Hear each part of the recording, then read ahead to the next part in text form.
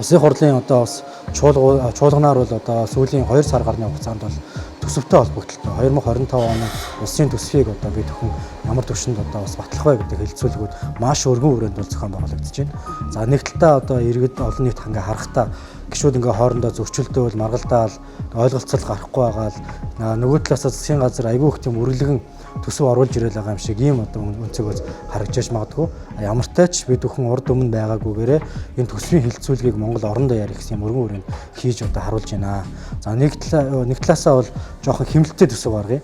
Нөгөө талдаа бол зоригтой ер нь одоо энэ хөрөнгө оруулалт бүтээн байгуулалтуудаа нэлээд сайн тусгаж хийя гэдэг ийм зорилтыг бол гаргасан. За өмнөх жилүүдээс энэ удаагийн одоо төсөв бол яг шинэ бүтээн байгуулалтын хөрөнгө оруулалтын ажлууд нэлээд багатай. Хуучин бүтээн байгуулалтын ажлуудаа дуусгаад 34 одоо төслийг бол эхлүүлээ. За томоохон энэ одоо станц 14 мега том төсөл, за эдийн засгийн тэлэх эрчим хүчний реформ гэдэг энэ том зорилтуудыг одоо хангасан. Ялангуяа одоо энэ нефт боловсруулах, за зэс болон одоо бусад уул уурхайн бүтээгдэхүүнийг үндсэндээ одоо боловсруулах чиглэлийн энэ одоо ажлуудыг хийх зорилготой том төсөв бас орж ирсэн. Энэ зорилгыг энэ хамтарсан засгийн газраас одоо ярьж хэлж сүүлийн энэ хагасчлалын хугацаанд бол том хэд хэдэн шийдвэрүүдийг гаргацсан байгаа. За ингээд энэ утгаараа бол одоо ажилласан. Гэхдээ бид бас энэ уул уурхайн бас хэд хамааралтай эдийн засаг байгаа учраас болгоомжтой байх хэрэгтэй. Төр жоохон хэмнэлт хийх хэрэгтэй.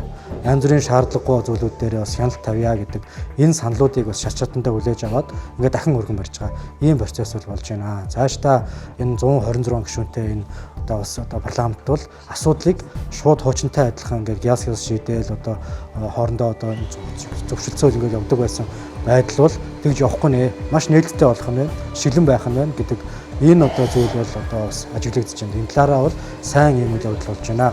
За зүүн бүс нутгийн хувьд бол одоо түүхэн аялал жуулчлалыг олцсон дэд үтцийн ажлууд бол одоо эрх чөлөөд хийгднэ гэсэн ийм зорилготой бас байгаа.